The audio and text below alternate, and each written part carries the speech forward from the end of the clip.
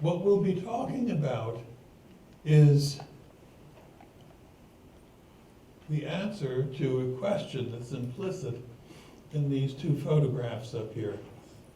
If someone gave you this newborn infant with its extraordinary potential and said you had 18 years to develop it into this individual lying unconscious on the sidewalk in downtown San Diego, how would you do that? Obviously, we know, because there's no shortage of this individual.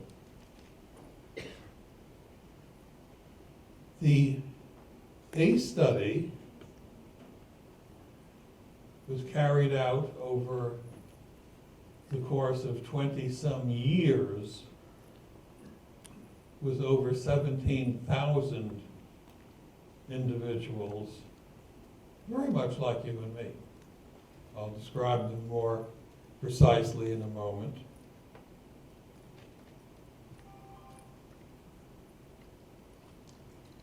I'll tell you what we found first to give you some structure for the supportive information that I'll provide you. The patients will provide you. We found that adverse childhood experiences, and I'll describe them shortly, are very common and mainly unrecognized, in good part because we've all been very effectively taught as children that nice people don't talk about certain things, and my God, surely don't ask questions about them.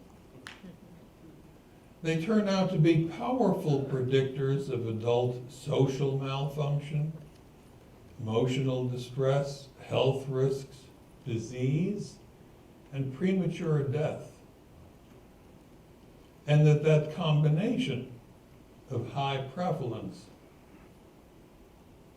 and great penetrance makes them the leading determinant of the health and psychosocial well-being and economy of the nation. That's a fairly big statement to make in a flat-footed manner. I have no compunction about doing so, and I think you'll see why. In a very real way, the study began in 1985 with this woman who turned out to be a major teacher of me in my lifetime, in my professional career. We were running a major obesity program using the then new technique of supplemented absolute fasting, which allows one to take a person's weight down approximately 300 pounds in 1 year. We were doing that and thought, well, obviously we've got this problem licked. This is going to be a world-famous department. So she came in, a nurse's aide on the night shift in a convalescent hospital, all of which meant something, but it took us a while to understand that, and asked if we could help her with her problem. Our first mistake was to accept her diagnosis of what the problem was, and we naively said yes, and in 51 weeks took her from 408 to 132 pounds.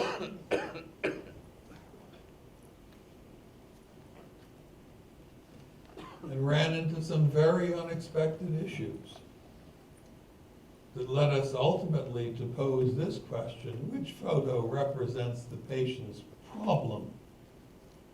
We thought it was this. Years later, we discovered this photograph, which was enormously important because it sort of forces you to ask the question, you know, what happened? Otherwise, it would be all too easy to say, well, I mean, some people are just born heavy. You know, that's the way some people are,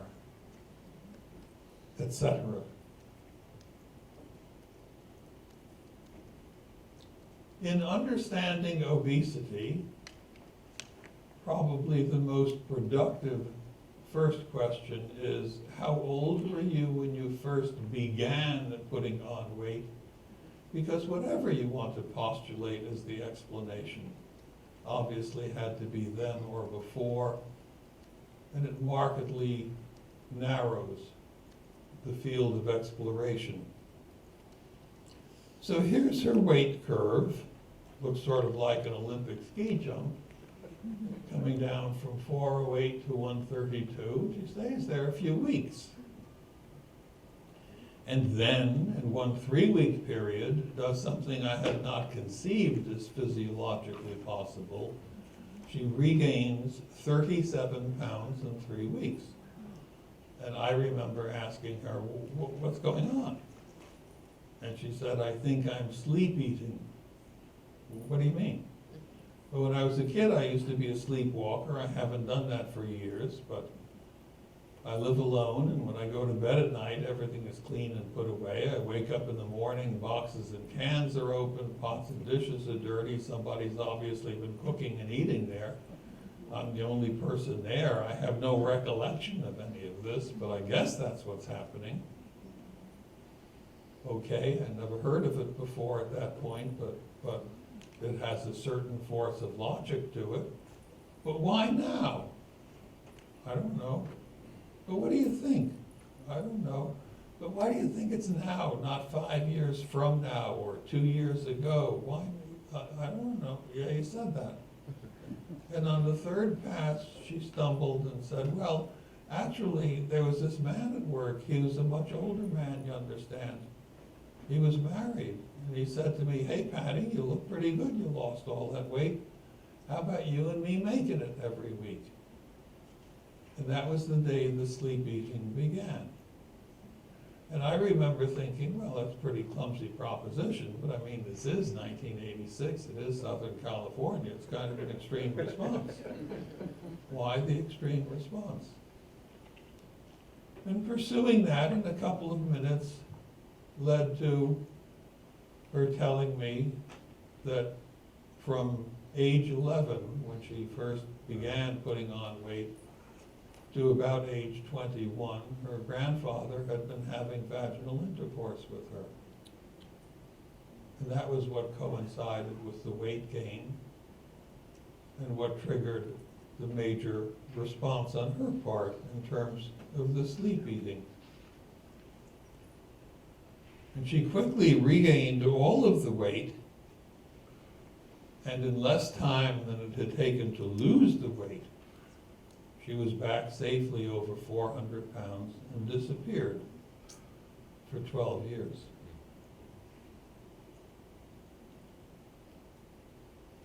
Slowly we came to discover, with her help and the help of subsequent patients, that if obesity is not the core problem, weight loss is not going to be the solution. 12 years later, she showed up again.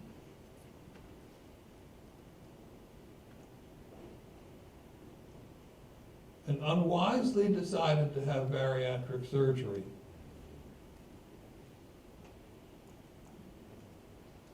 At a point where she had lost only 94 pounds, which was not yet clearly visible, I mean, the volumetric reduction was not sufficient to be obvious, she became intractably suicidal and had 5 psychiatric hospitalizations in the ensuing year and required 3 courses of electroshock to gain control of the situation. And about 18 months later, when things had calmed down some, we were talking about why this occurred. And here's what she has to say.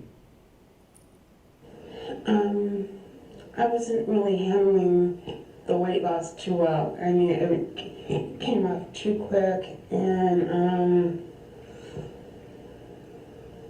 I just felt like I was losing my protective wall.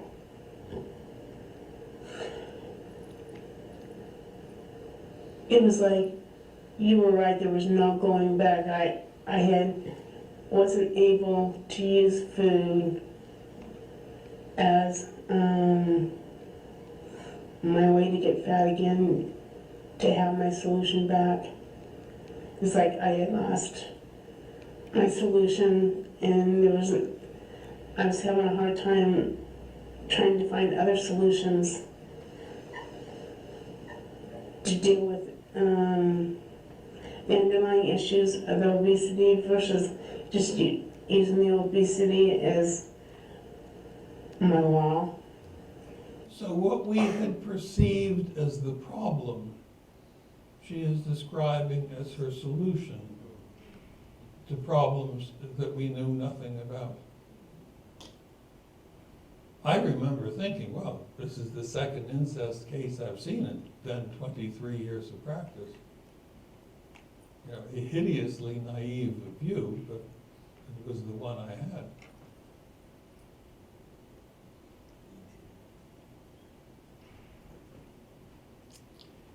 Here's her sister.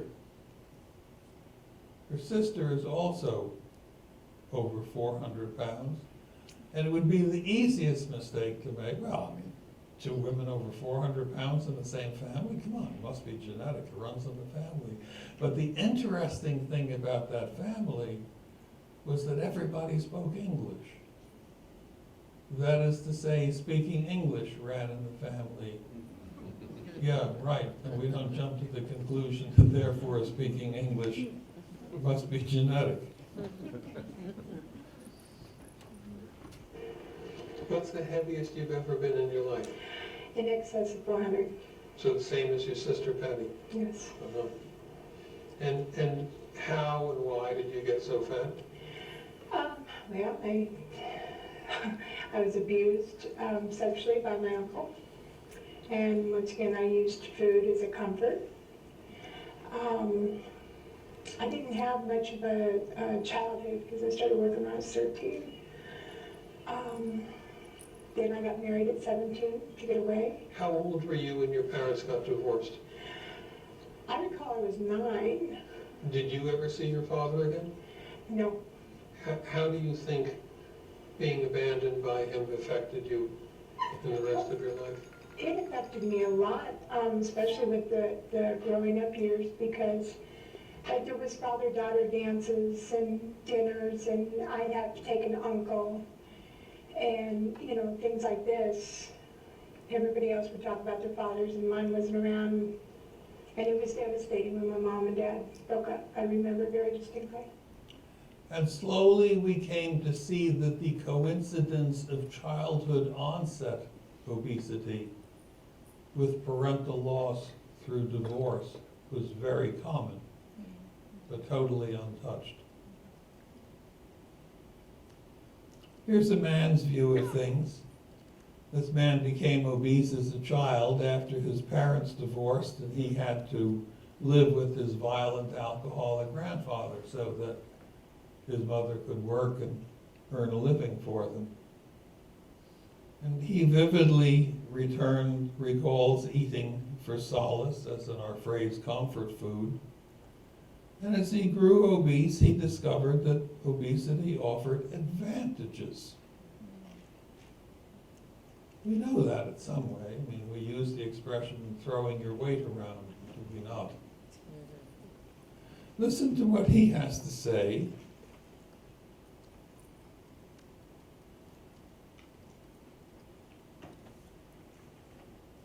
And think of how we like to blame McDonald's for why kids get fat. It wasn't that I ate because I was hungry. Yeah, it was, when I look at it, it was just a place for me to feel safe. As a child, I remember there was a point, I would probably say, all the way from kindergarten to, God, I don't know what grade, but I used to get beat up all the time. All the time. And when I got the weight on, didn't happen. So McDonald's is merely an intermediary technique that's used by some people, not a basic cause.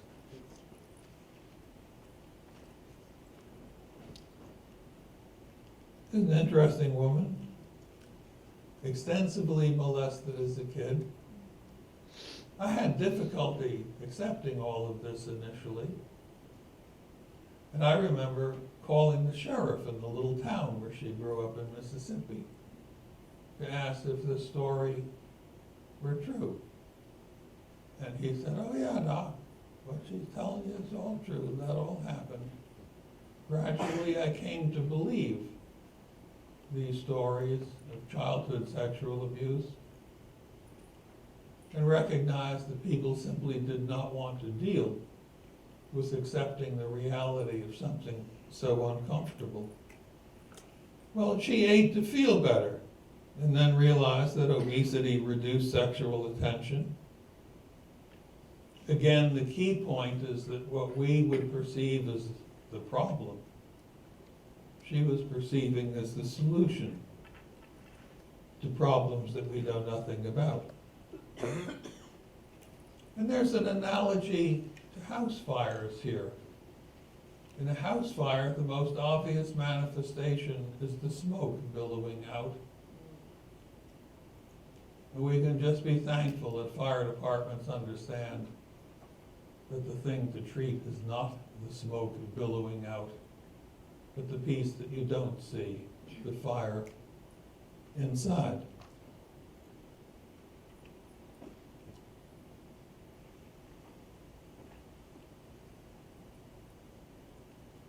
Ella H. started the interview by spontaneously commenting on the threat she felt when her psychiatrist recommended bariatric surgery to treat her obesity, and offered to sign the necessary paperwork to have Kaiser Health Plan pay for the procedure. Can I get comfortable first? And then he says, no. He says, when drug addicts come, we take them off of drugs first. And he would take me off of my drug. Food was my comfort food. I coped with life with food. And it's really strange tonight. I guess the Prozac's helping, because when I'm taking the Prozac, I will lose a little bit of weight.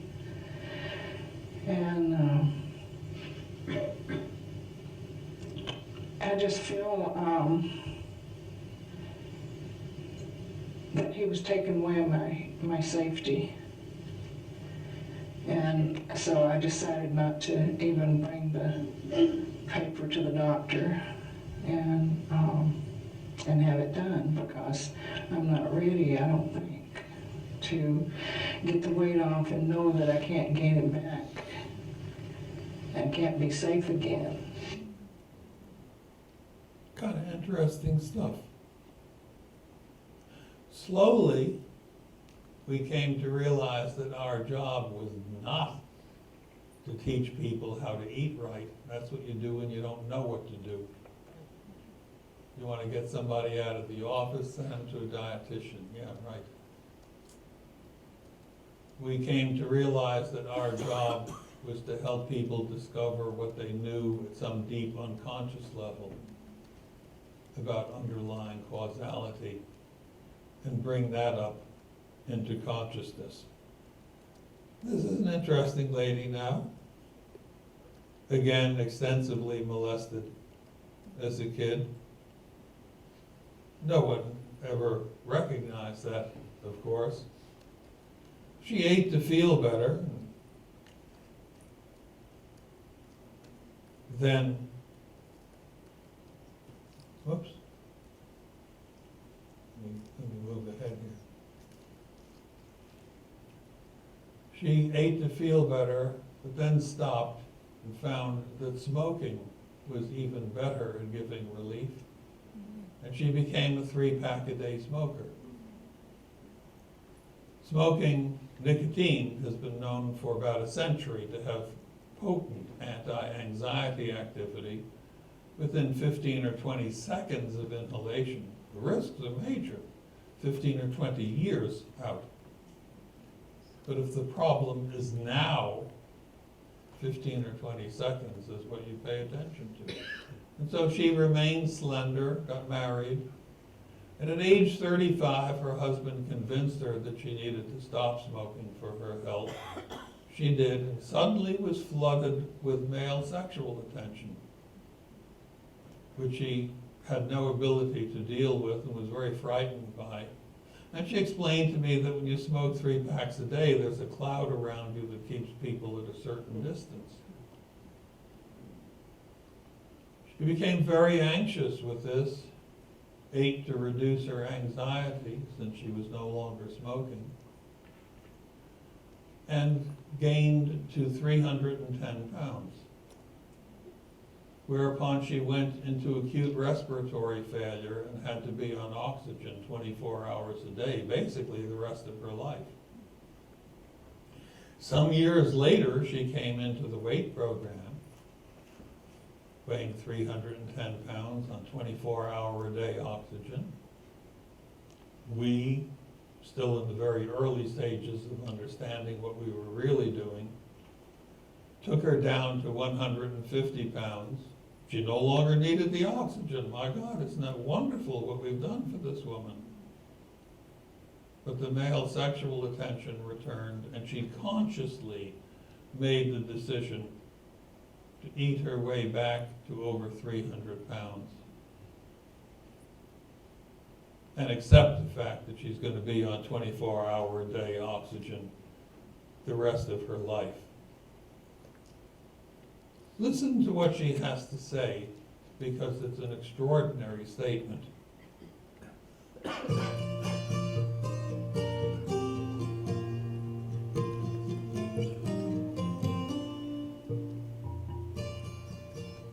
You supplied me recently a lengthy autobiography, a number of dozens of pages altogether. And on the very next to the last line, you said something that I thought was extraordinary. Let me read it to you because I think it's remarkable. I believe smoking 3 packs a day and weighing 300 pounds are not the problem. They're the symptom. We'll stop there because that's a profound statement. I believe that weighing 300 pounds and smoking 3 packs a day are not the problem, they're the symptom. And I only wished that I had met her 50 years earlier, because it would have been a powerful boost to understanding what I was doing. And slowly we came to realize that there was a major public health paradox, in that many of our most common and intractable public health problems are unconsciously attempted solutions to personal experiences that typically occur in childhood, that are lost in time, and that are then concealed by shame and by secrecy and by social taboos against exploring certain topics. And ultimately the question came up, are these things relevant to a general population, or is this just some aberrant group of people that I've somehow accumulated? And that was the basis for the ACE study. To determine whether these things were prevalent in a general population, and if so, how did they play out over time? And as we went down the sexual abuse path, we then stumbled into other forms of childhood abuse and growing up in massively dysfunctional households. So people at the CDC and I spent 2 years planning how we would study this in a general population. We decided 26,000 people would be a good study cohort size. The department that I had saw 58,000 adults a year in one setting for comprehensive medical evaluation, so that was the study site.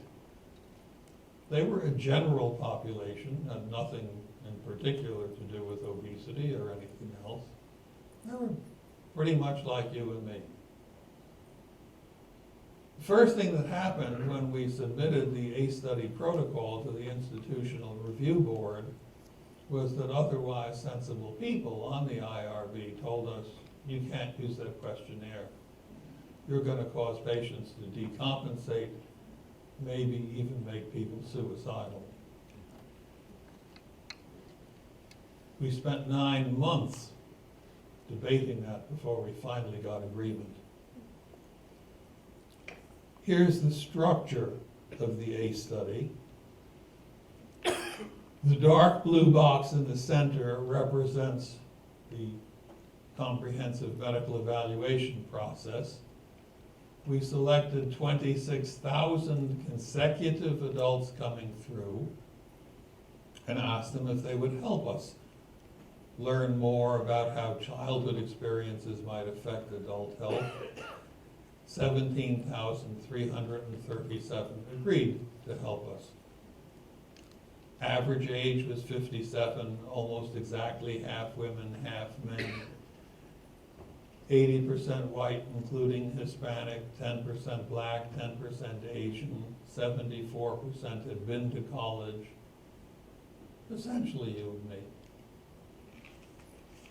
And we compared current health status here with what had happened to them roughly a half century earlier in terms of 10 categories of adverse childhood experience that I'll illustrate in a moment, and then followed them for the next 20 years, matching what happened here 50, 60, 70 years ago against current pharmacy costs, ER visits, doctor office visits, hospitalization, and death.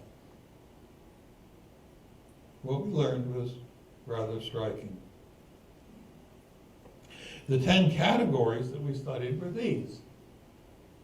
3 of abuse, emotional abuse, basically recurrent humiliation. You are the stupidest kid I've ever seen. Your father and I really didn't want a girl.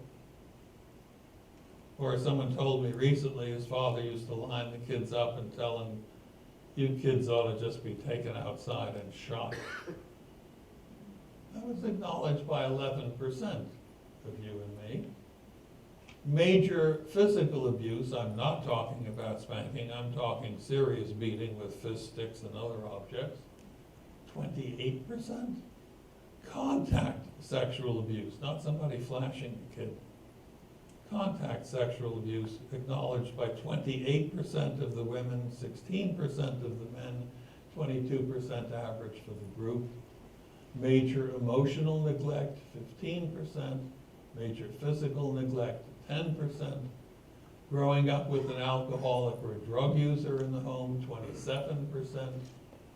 Losing a biological parent for any reason before the age of 18, 23%.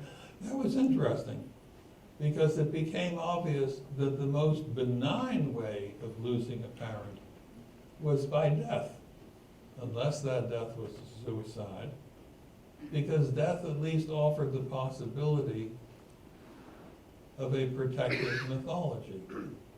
My father would have protected me if, my mother would have cared for me if. Most destructive, really an irreparable loss, was maternal abandonment. Mom split when we were 3 and we never saw her again. Most common, obviously, was divorce. Growing up in a household where one of the members of your household was chronically depressed, mentally ill, suicidal, in a state hospital, 17%. In a home where mother was treated violently, 13%. In a home where one of the members of your household was imprisoned during your childhood or adolescence, 5%. And again, I remember thinking, 5%? Come on, something's wrong. And then I remembered that I knew 2 physicians in La Jolla, one of whom was a national figure, whose sons are in the penitentiary. They don't talk about that, so most people don't know that. But that was a useful reminder. So those are the 10 categories that we studied. And we created a so-called ACE score, which was the sum of the number of categories, not the number of events, but the number of categories of events. And that ranged from 0 to 10. And in this population of 17,500 people like you and me, here's the prevalence of ACE scores. 33% claimed no experience with any of them. 67% obviously with one or more. We found that if any category was present, there was an 87% chance that at least one other category would be present.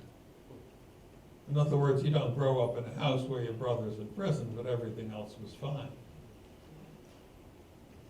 And a 50% chance that 3 or more other categories would be present, and that women were 50% more likely than men to have an ACE score of 5 or more. And 1 in 9 had an ACE score of 5 or more, which means that every physician in the country is seeing 2, maybe 3 ACE score 5 or higher patients every day. They, of course, will not be recognized because, my God, you can't ask patients questions like that. They'll be furious, and no one will tell you the truth anyway. So what does that look like in the office? Well, he's an interesting man, quite bright guy, actually. In a very real way, an amateur psychopharmacologist, equally a semi-pro saloon fighter. When he was 2, his parents divorced, never saw his father again. Mother remarried when he was 5. For whatever reason, his stepfather started beating him every day. He tells me he remembers one day he's walking to school when he's 8, and the thought crosses his mind, nobody is ever going to be there for me in my life. When he's 20, he's imprisoned in Rhode Island for attempted murder. He comes home one day, finds his stepfather beating his mother, and impressively takes a heavy cast iron frying pan and fractures his skull and causes 5 long bone fractures, for which he is imprisoned for attempted murder. Ultimately, he gets out. He is an alcoholic, a heavy drug user, heavy user of crystal meth. Listen to what he has to say about the functionality of what we dismiss as dysfunctional behavior. 20 to 25 years drowning out some poor childhood experiences with drugs, alcohol, cigarettes. Got rid of the drugs, got rid of the alcohol. Next thing I got to get rid of is the cigarettes.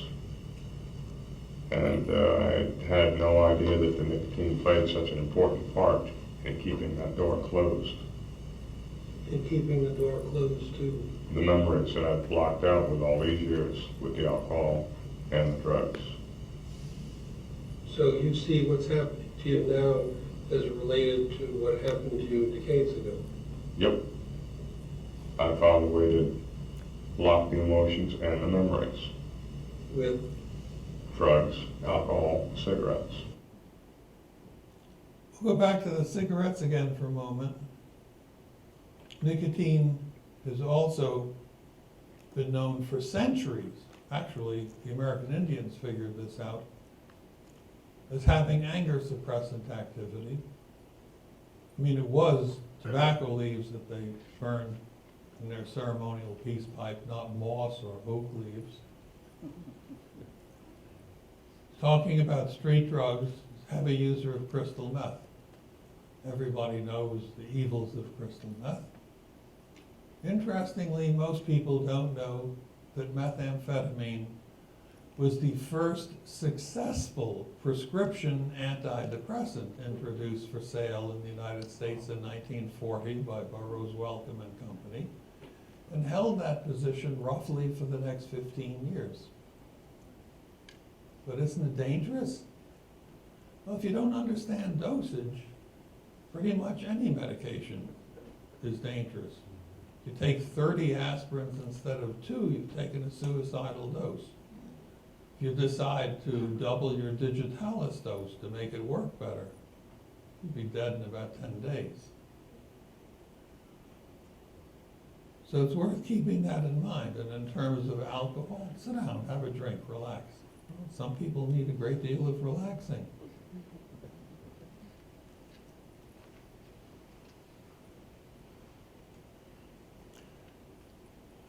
Moments later, he begins talking about his chronic depression. Most people speak of depression as being a disease. Many say it's genetic. Some say it's due to a neurochemical imbalance, and there's something to be said for each of those. But what if depression were not a disease, but a normal response to abnormal life experiences? Let's take a look at that. If we match self-acknowledged chronic depression against underlying ACE score, you see something very interesting. As the ACE score goes up in a progressive dose-response manner, the likelihood of self-acknowledged depression goes up rather dramatically. Women in red, men in yellow. ACE score 4 or higher. In women, you're bumping a prevalence of 60%, and men 35%. Well, what do patients know about diagnosing depression? So we inquired about suicide attempts. And what we saw here was really dramatic. So dramatic that ACE score 6 could not be fit on the graph without massively distorting the rest of the graph. At ACE score 6 or higher, there is between a 3,100 and a 5,000% increase in the likelihood of attempting suicide as compared to an ACE score 0 individual. And if you did the same sort of graph looking at injection drug use, you would find that at ACE score 6, the likelihood of becoming an injection drug user was 4,600% greater than the likelihood of an ACE score 0 individual. And I remember epidemiologists at the CDC telling me that those were numbers the magnitude of which they see once in a career. You know, you think we read in the newspapers something is causing an increase of 30% in breast or prostate cancer, and everyone goes nuts. And here we're talking 3,000, 5,000, 4,600%. And then when we look roughly a half century later at who's taking antidepressants in adult life, interesting relationship to underlying ACE score. And when we look at amnesia, yeah, it's funny, Doc, I just don't remember anything from around when I was 11 to around when I was 13. We see that amnesia is strongly related to underlying ACE score. And then the making of madness, hallucinations. Now, of course, you have to ask everybody about hallucinations. And you can't ask patients, my God, asking people if they're going to hallucinate.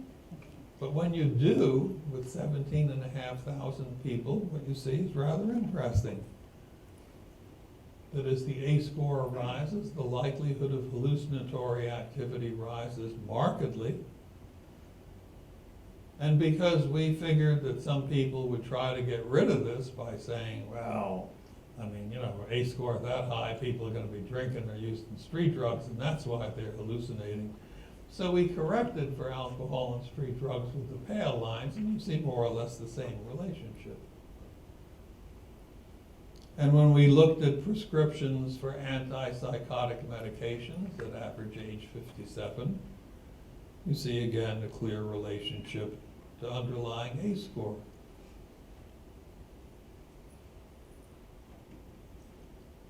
Here's the relationship of ACE score to high-level promiscuity, which we arbitrarily defined as 50 or more lifetime sexual partners. And I came to see that this might better be titled Looking for Love. Well, maybe the next one is going to be The One Who Loves Me, and if not, well, surely the one after that, etc.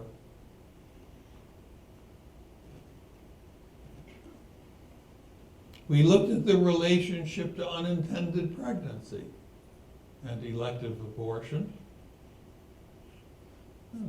Perhaps not so surprisingly, we saw that unintended pregnancy, usually written off as an accident, is not totally accidental. As AHSRA went up, the likelihood of unintended pregnancy went up. But perhaps even more interestingly, we found that as AHSRA went up, the likelihood of miscarriage of pregnancy went up. How does that work? How does what happens to a little kid affect the likelihood of miscarrying a pregnancy a couple of decades later? Keep the question in mind. It's an important issue. We looked at the relationship of AHSRA to smoking. Okay, early onset smoking, no surprise. As the AHSRA went up, the likelihood of early onset smoking went up. When we looked at the relationship to chronic obstructive pulmonary disease, to emphysema, again, not surprising. But as we looked into that in more detail, we ran into something that was rather unexpected. At at zero smoking, 1 pack a day, 2 packs a day, 3 packs a day, 4 or more packs a day, the likelihood of emphysema went up in each of those. But not everybody at those levels got emphysema. But what made the difference if you're smoking the same amount between those who do and those who don't? And when we matched AHSRA against that, that was the differentiate. I mean, how does what happens to a little kid affect whether, smoking 3 packs a day is or is not going to give them emphysema later?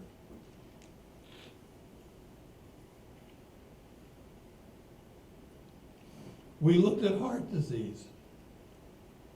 Everybody knows that since the Framingham study, there are certain recognized risk factors for heart disease. Cholesterol, diabetes, obesity, blood pressure, et cetera, et cetera. There are 13 that were discovered in the Framingham study. Most people know that in a general sort of way. What isn't widely known is that about 12% of people with coronary artery disease don't have any of the recognized Framingham risk factors. Well, how do they get it?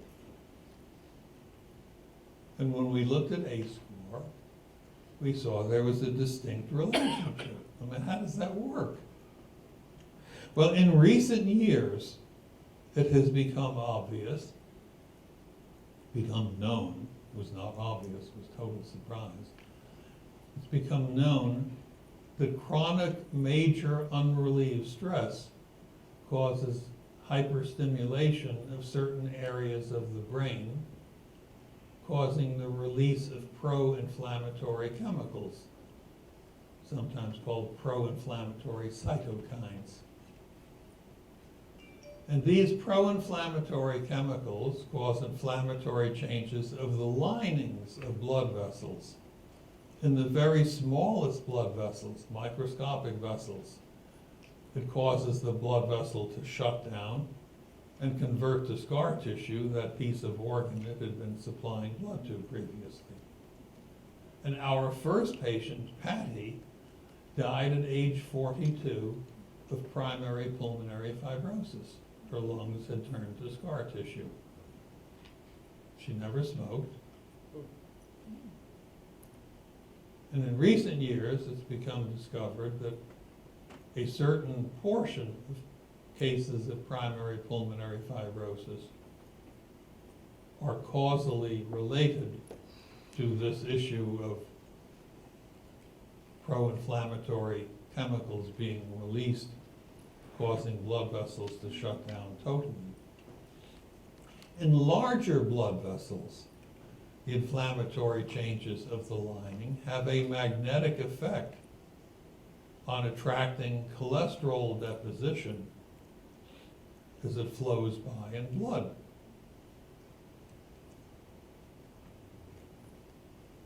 And that's interesting, because we all know that statins are medications that lower cholesterol and reduce the risk of heart disease.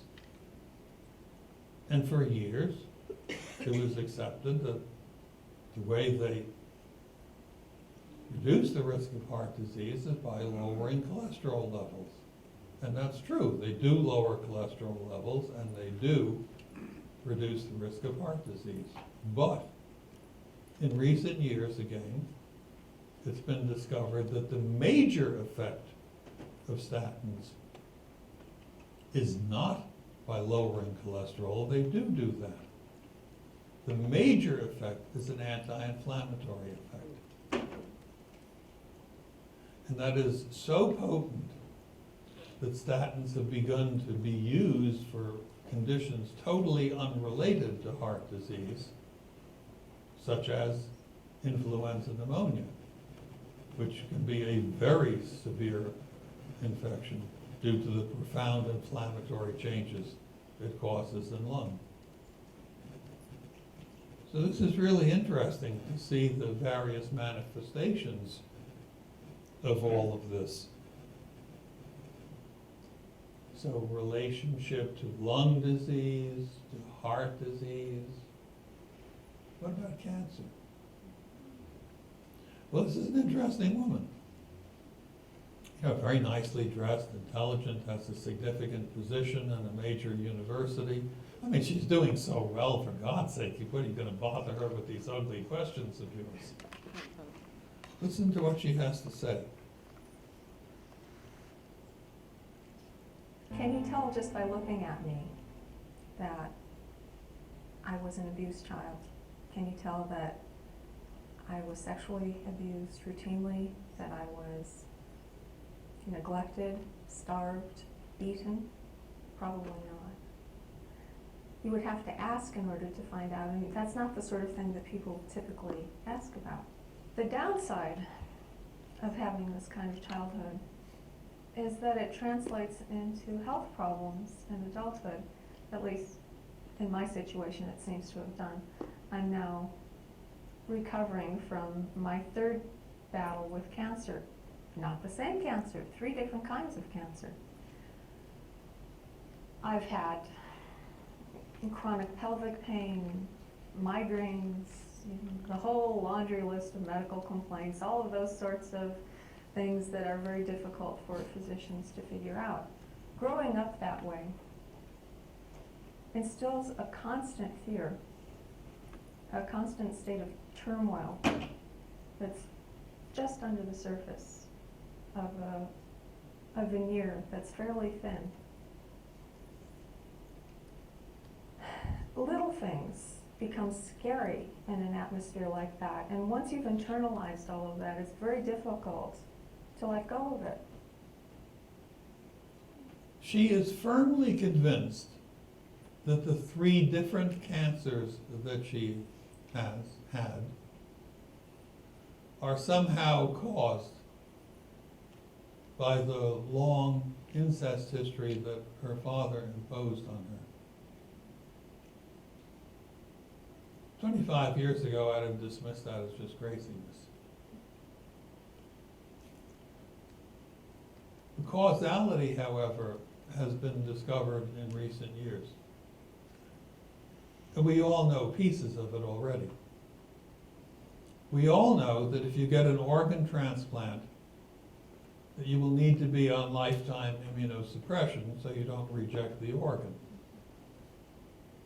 some of us will have correctly heard that one of the side effects of lifetime immunosuppression is going to be an increased risk of cancer.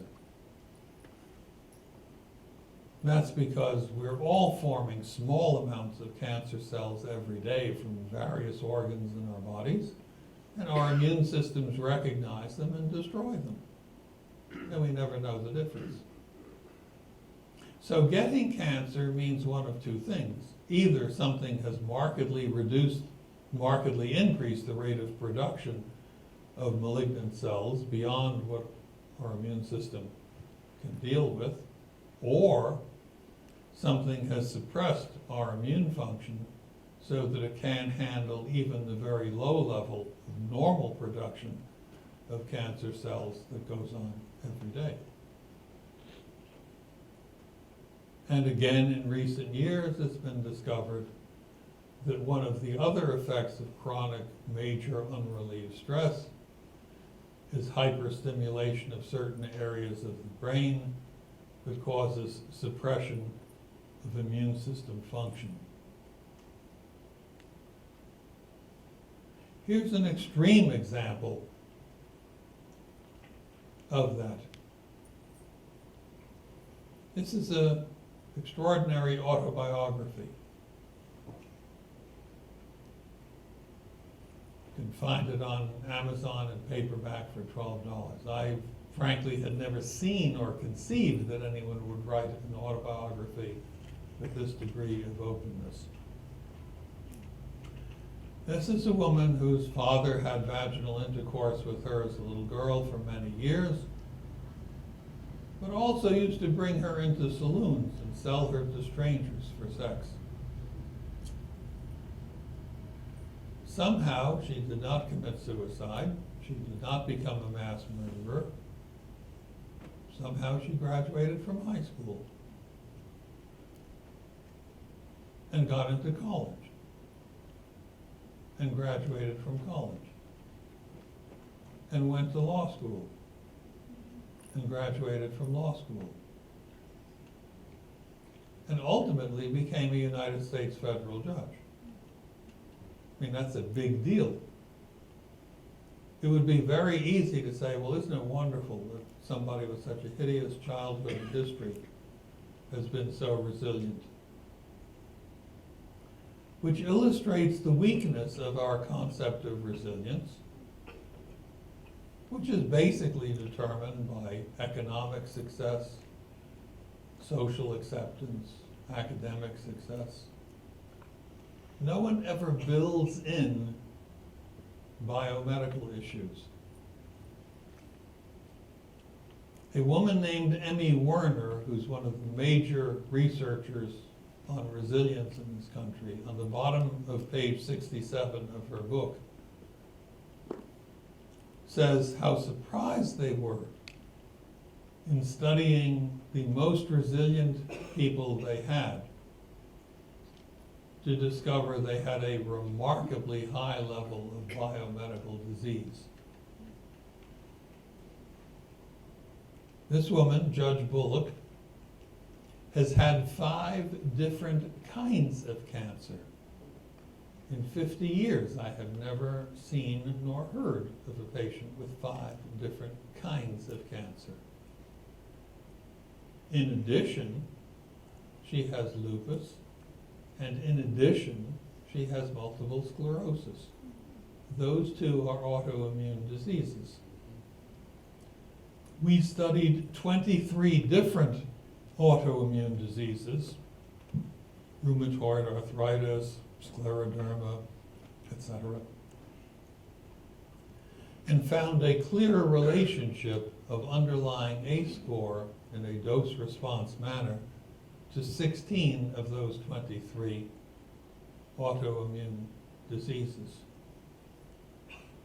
So the range of what happens in childhood to what's going on decades later is really extraordinary. And here's the way it plays out in the workplace in terms of absenteeism. the relationship of absenteeism to underlying ACE score on the left, the relationship of underlying ACE score to self-acknowledged serious financial problems in the middle. Wow. I mean, that implies poverty as an outcome rather than a primary cause. The reverse of our usual concept. But maybe that has something to do with why well-intentioned efforts like the war on poverty never accomplished anything. We were treating it, or attempting to treat, an outcome rather than an underlying cause. And on the right, the relationship of underlying ACE score to self-acknowledged serious problems performing my job properly. So we ended up realizing that adverse childhood experiences determine the likelihood of the 10 most common causes of death in the United States, and the risk factors underlying the 10 most common causes of death in the United States are the very things that we've been talking about all along.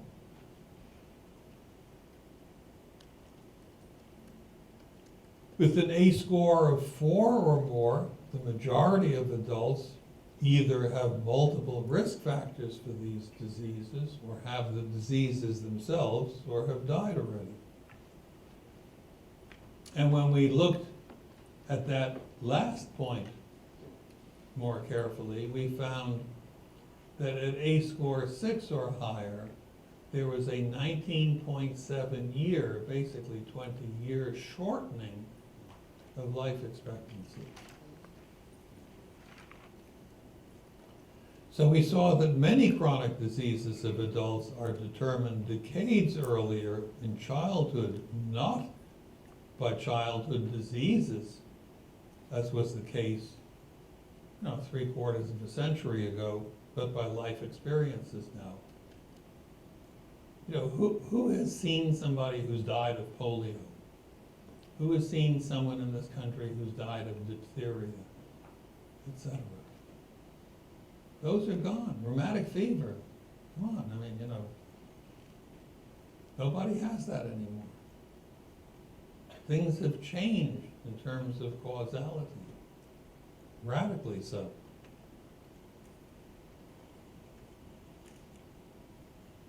The risk factors for what's going on now occur by 3 different pathways.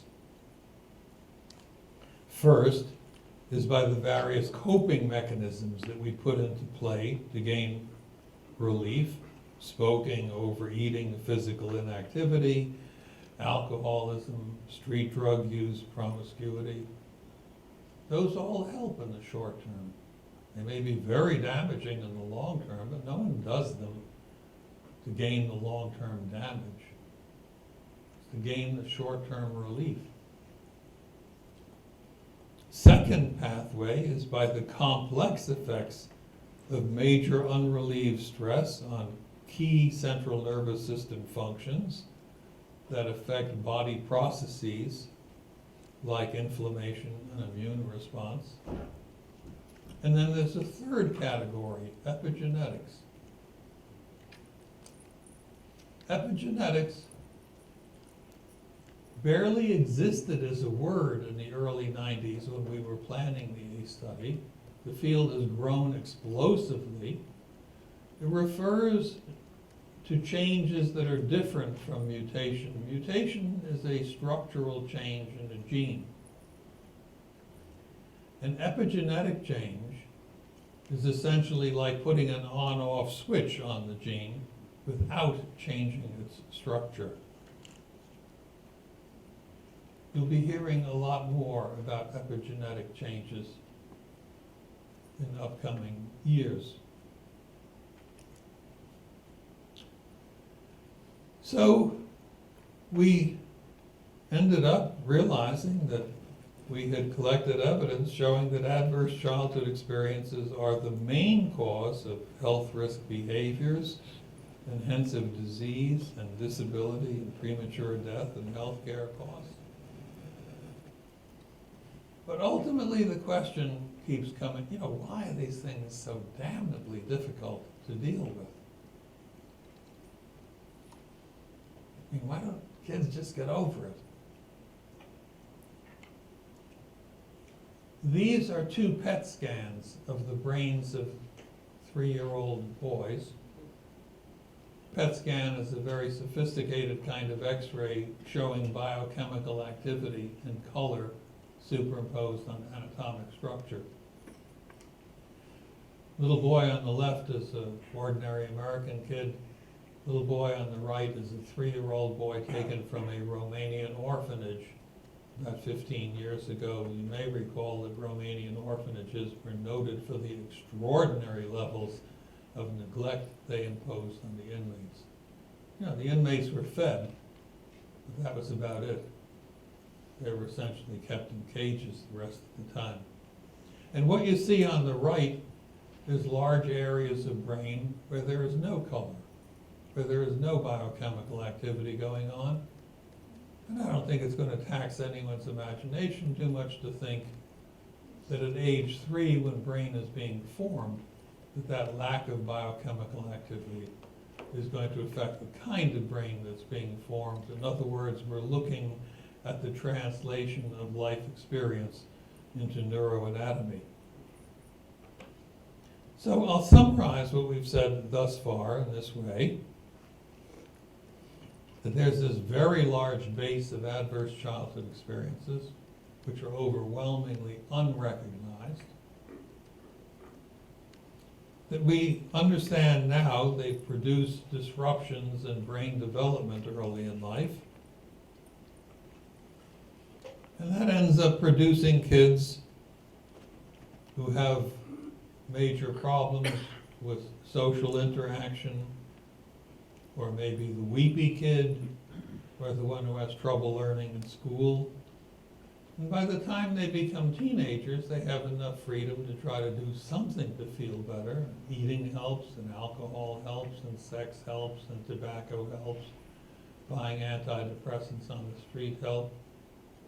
And those things that help in the short term, in the long term, produce significant damage.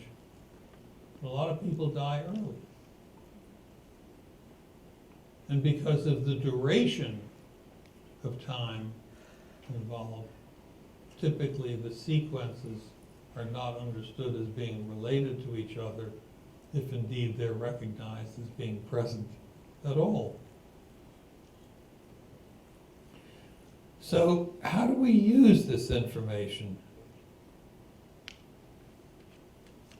And remember that we're not going to be comfortable talking with people about this stuff, because we've all been taught very effectively as children that nice people don't talk about certain things, and my God, surely don't ask questions about them. I mean, who in this room as a little kid trying to learn about sex and figure out what all that meant, who ever asked their mother or father what it was like to have intercourse? And yet nobody has ever been told as a kid, you must not ever ask that question. It's very impressive how effective that information is transmitted. So if we're going to improve things, it's going to involve, 1, acknowledging that these problems exist, 2, routinely recognizing them in medical practice or in prisons or in school systems, etc., but recognizing them routinely. And most important, by primary prevention, because the magnitude of the problem and the difficulty of dealing with it is so huge that well-intentioned and effective things like parenting classes, like home visitation programs, those are marvelous, they're kind and so forth. They're basically nibbling at the edges, leaving the vast bulk of the problem untouched. if anything meaningful is going to be done on a population basis, it's going to have to be done by primary prevention, preventing these things from happening in the first place, not by trying to fix them after the fact. Think back to the March of Dimes. You know, I remember as a little kid bringing dimes in for the March of Dimes to grammar school. Well, you just thank God that somebody decided that they had to put some money aside for primary prevention. Otherwise, we'd have just wonderful iron lungs and digitally controlled that everybody's using nowadays. Now, essentially, the problem's gone because primary prevention, namely a vaccine, was developed. Here's where all of this took place, in one building in San Diego. We learned that what we found in the A study needed to be put into clinical practice, but while there was great intellectual interest in this, there was great resistance to using it. There's no time. I mean, that's opening up Pandora's box. My God, I don't have 2 hours to listen to that. No. If I wanted to be a damn shrink, I'd have been a shrink. I'm a pediatric endocrinologist, etc. And commonly, you can't ask patients questions like that. Why, they'll be furious and no one will tell you the truth anyway. So what we decided to do in this unusual department that we had, where 58,000 adults a year coming through for comprehensive medical evaluation, was to integrate these questions, these trauma-oriented questions from the developmental years of life into our general adult medical history questionnaire, 10 pages long. It was filled out at home as step one by everybody.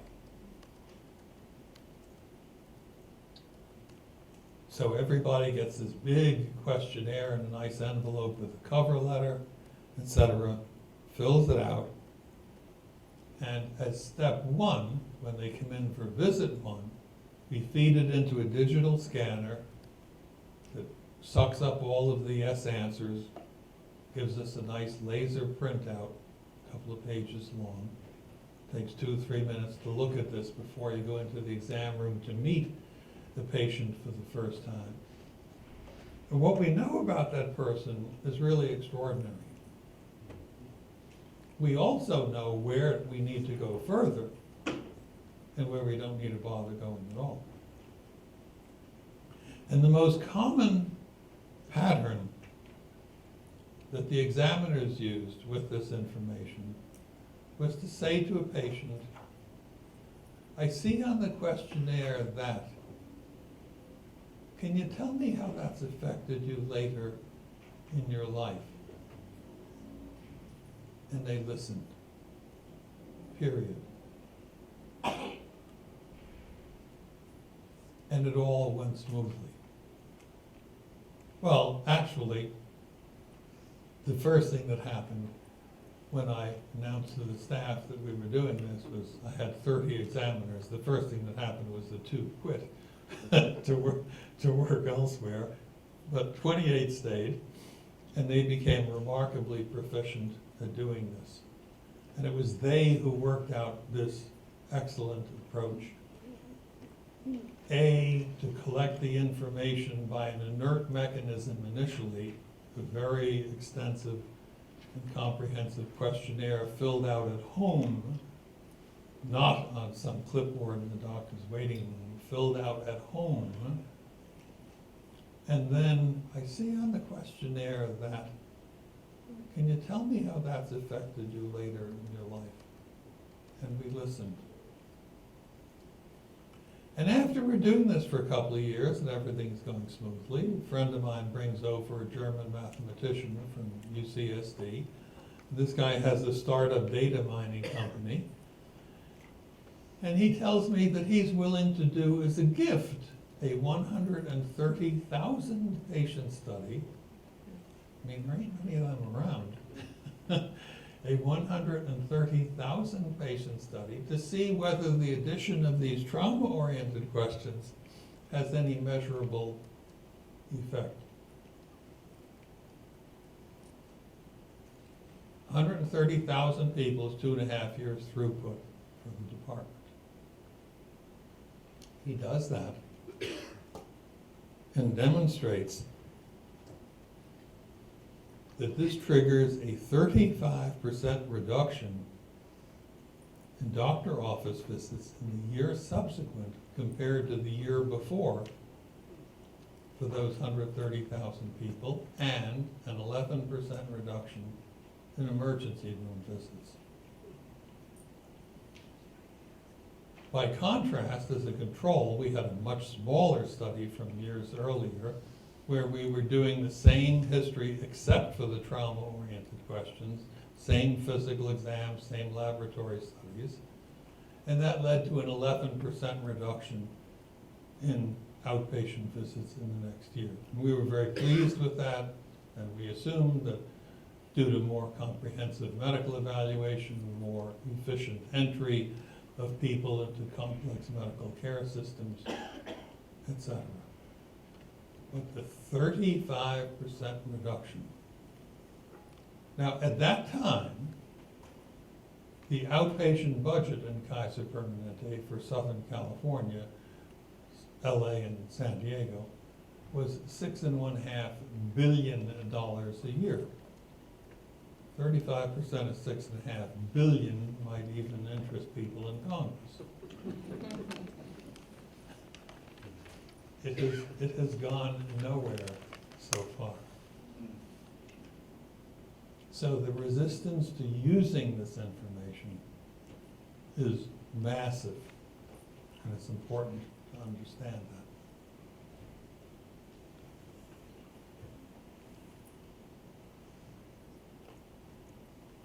Maybe some of you will be in a position to figure out how to integrate this into some system that you all are controlling and take advantage of this. It certainly attracted attention.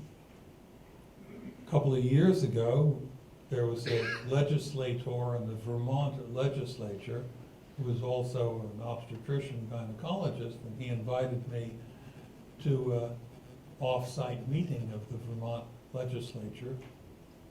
Spoke about this. About 6 weeks later, I got a note from him telling me that the legislature has passed some legislation designed to support the routine collection of this information in primary care medical practice. Now, how realistic that is, I don't know, but I mean, it was a remarkable thing.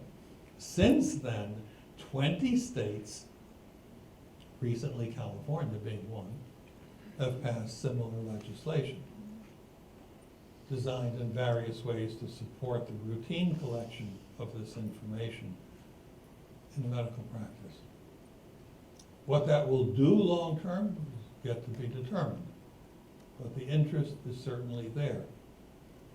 The World Health Organization is using the A-Study questionnaire annually to collect information from 20 European countries and 8 Asian countries, including China. So it's picking up in unusual ways. I was invited recently to West Virginia by the state police. Big meeting. Several hundred people, including state police from surrounding states. They're all talking about the ACE study. And they have in West Virginia now a ruling that any police call by any police division to a home where there's a kid, the officers are responsible to getting the name of the school where the kid goes, the name of the principal of the school, and the name of the kid's teacher.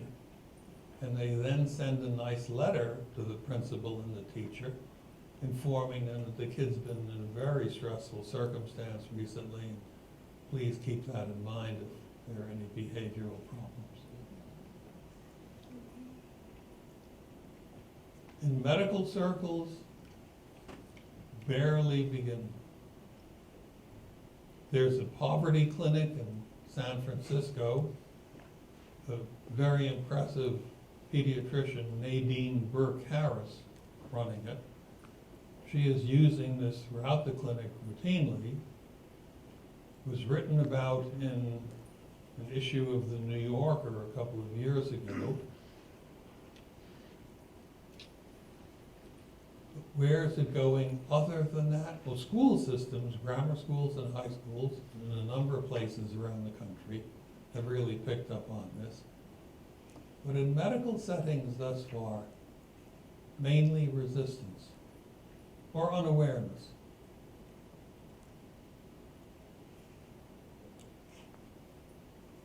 So I'll close this way.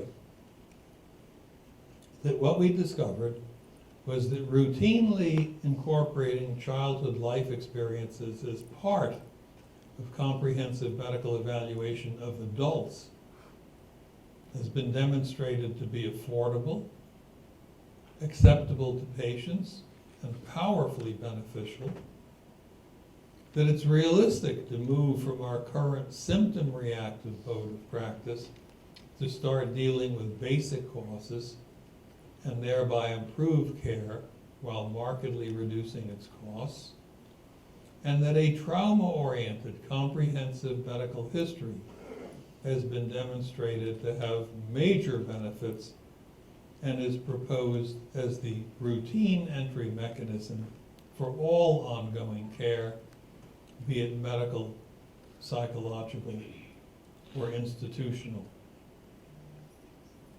What we learned ultimately was that adverse childhood experiences are common, but overwhelmingly unrecognized, that they're linked to major problems later in life is strong, proportionate, and makes sense. I mean, my God, even the patients can explain it if you give them a chance.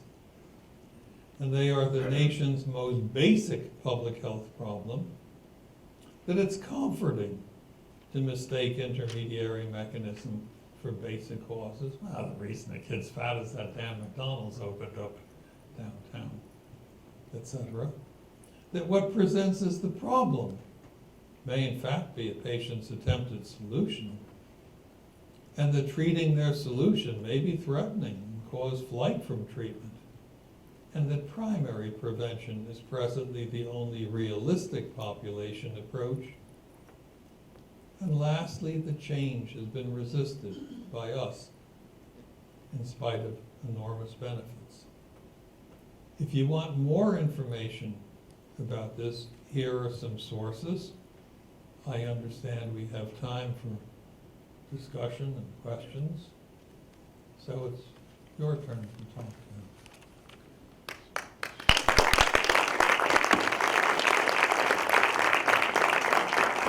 Oh, and a group in the Midwest has made a very high-quality 4-hour DVD about the ACE study. It's a detailed presentation and then discussion by a number of people. They want $40. For many people, it would be a tax-deductible purchase. For this, I highly recommend it for a department library or personal use. I'll leave these copies up here. Take one of these colorful postcards. It'll give you the details of where to find the information. All right, well, thank you so much. That was terrific. All right, try and speak up. All right, some questions? Oh, this, right. Yes. My question is, have you seen the scores change depending on the generation that the patient is from? Oh, good point. No, we studied that. Our average, well, the range of age participation, the average age was 57, but the range was 26 to 94. And so we had a wide range of birth dates over the 20th century, and there was no change over the course of the 20th century. Sometimes it's easy to think, well, there must have been, but that's really an artifact reflecting the fact that this is much more openly discussed in the media now than was the case 30 or 50 years ago. But no change in median ACE scores over the birth range covering the 20th century. Can I ask one quick follow-up? Because as a college professor, I notice a lot of my students seem to have much more stress, anxiety attacks, things like that. And I'm just asking you to comment further on that, whether there has been a generational shift with the latest generation. Yeah, I can't answer that, but one possibility to consider is that people are simply willing to be more open about the way they feel now than, was the case 50 years ago. So that would be a possible confounder. Something I didn't mention, which is, again, surprising, the ACE categories, the 10 categories that we studied, are co-equal in damaging effect. I surely would not have anticipated that. We were surprised to find that out. If you had an ACE score of 6, it didn't matter what made the ACE score of 6 or ACE score of 3, etc. So they were co-equal in terms of destructiveness.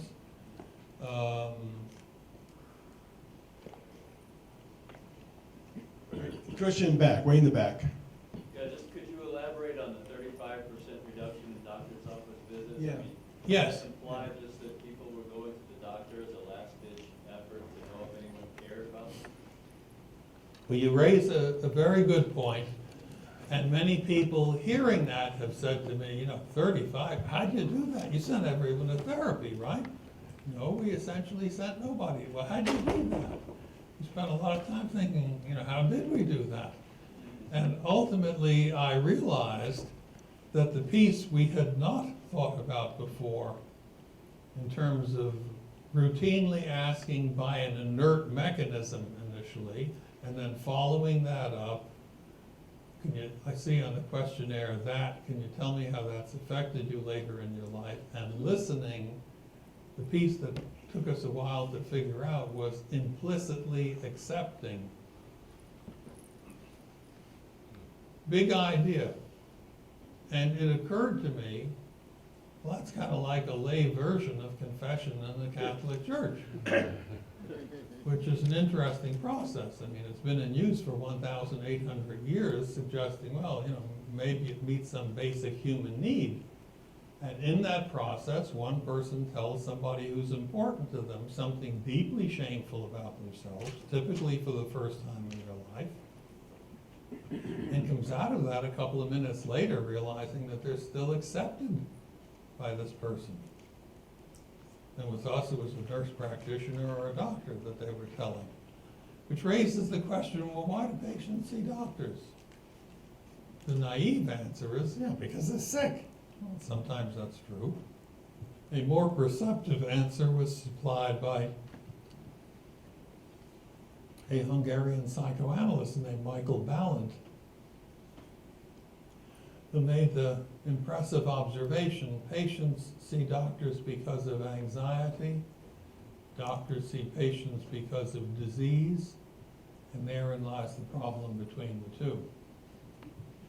So I think what we really did in terms of dropping doctor office visits was to help people with something that was unconsciously disturbing them from the distant past, and make them realize they still were acceptable to other people. The rest of that story is interesting because we use electronic medical records now, and everything is nice and legible, and there are our notes printed with laser-like clarity. And no one touched that information with a poll. And so the mathematician who did this study for us discovers that in 2 years, everything reverts back to the prior baseline. So we have this 35% drop in doctor office visits, then 11% drop in ER visits. It lasts a year. Year 2 goes back to where it was before. And in that intervening year, the thing that was most striking to us was that nobody went near that information. The question, of course, well, what would happen if their doctor maybe had mentioned this to them in some sort of passing acknowledgement? I don't know, it's the right question. But it was really, you know, rather an extraordinary thing to see. So we need to go to confession more often. Well, All right, wait a question here. Any empirical cross-societal studies? If not, what would be your guess? In other words, is anybody getting this better on the planet? The closest to studies from other societies have been pretty small scale in general. I mean, I've gotten a number of pieces on several hundred people from Norway, from Korea, etc. Essentially the same thing. And there were no significant differences within our 17,500 people. On the other hand, we had a bias sample. And the bias sample was that everybody was reasonably well educated, 74% had been to college, everybody had a job, everybody had high-end medical insurance, okay? So that excluded a lot of people. But within that bias, we had white, Hispanic, black, Asian. There were no differences within those groups. But not much variance with respect to the socioeconomic status. Correct. Correct. Right, another question? Yes, way in the back. I can't, yes. Yeah. You had said something about school districts using this. Can you Yes. talk a little bit more about that? Yeah. Actually, the best way you can get that information, there's a the second line down, acestoohigh.com, and another one, Aces Connection. Those are two blogs that were created by a newspaper woman named Jane Stevens, and those blogs have grown explosively.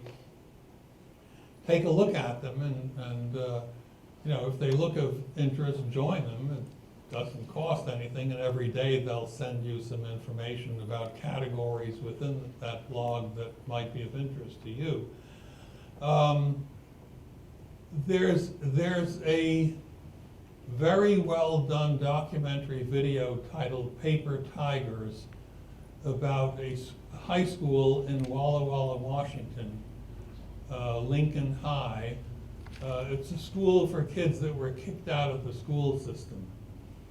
It's a remarkable place. I had a chance to visit, and they made this documentary about it, which is, you know, worth looking for. Paper Tigers, referring to the fierce appearance of the students. I mean, you know, when I saw these kids in that school, I thought, my God, you know, I wouldn't want to be on the same side of the street with any of these kids at nighttime.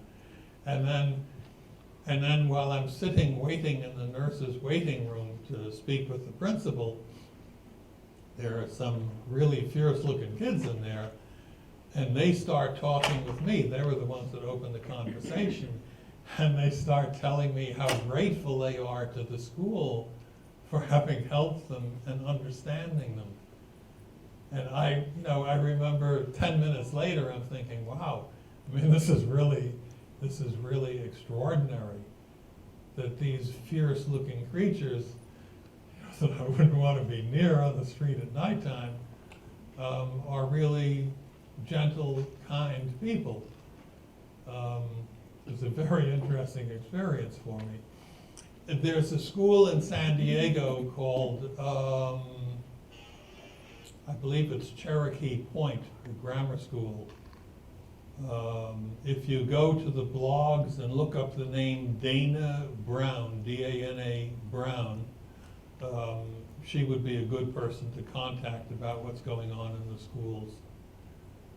But a number of schools have picked this up, Washington State and in Oregon as well. A number of grammar school and high school systems have reorganized themselves to become trauma aware, is the phrase they use, trauma informed, when kids are causing behavior problems in the school, to make a point of trying to figure out what's happening to the kid at home, that his behavior is this way, rather than simply punishing him. Lee, one more question, Lee Burke. You mentioned about high school. Has anybody thought of the novelty of after you have a group of, Speak up a little. after you have a group of medical students that have been accepted into medical institutions, where we're going to take care of other people once we graduate, have the appraisal of the ACE assessment, so that they can introspectively have a better understanding of those that they're The going to question care for? relates in a general sort of way to how might this be introduced into medical schools. And I'll answer in two ways. I've been invited a couple of times to speak in Iceland, and the last time was to the medical school in Iceland, and I asked the dean if he would have the students fill out the one-page version of the ACE study questionnaire anonymously and send me the pooled results. He did. And so in my presentation, I put up the results from this unidentified population and asked them, what do you think the implications are for this population? Very active discussion. I only wish I'd had the foresight of having someone photograph their faces when I ended up telling them that it was they themselves that they were talking about. Because the expressions were like, oh my God, and I thought I was the only one in the school, or the only one in the country, etc. In addition, I speak every year to the freshman class in the medical school at UCSD, and this is highly accepted by early medical students. It is much more resisted by interns and residents who have had a significant amount of case hardening applied to them along the way. So if you're going to do this, your point is well taken. It would be early in medical schools, not attempting with interns, residents, or worse yet, physicians in practice. All right, thank you very much. It's been an honor to have you here today. Thank you.